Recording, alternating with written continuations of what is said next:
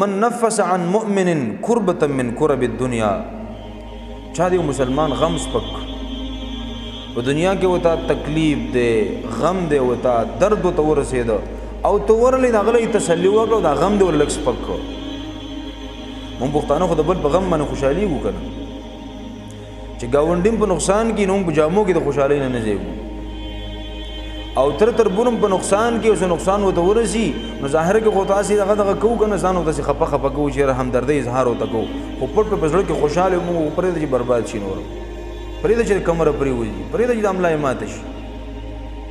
د پښتنو خدا روایت دي او د مسلمانانو روایت دانه دي. ګوره اسلام ما او ته د تعلیم نه راکې،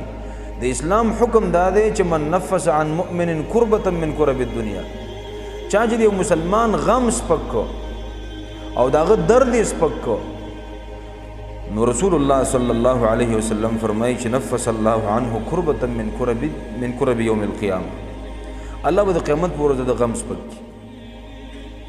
د قیامت هغه غم او پریشانی چې دغه په شان پریشانی به انسان نه لیدلی وره، داسې خطرناک غم دی، داسې خطرناک درد دی، داسې خطرناک غبرهټ دی. الله به دغه غم سپک کی،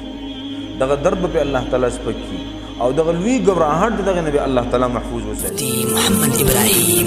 محمدی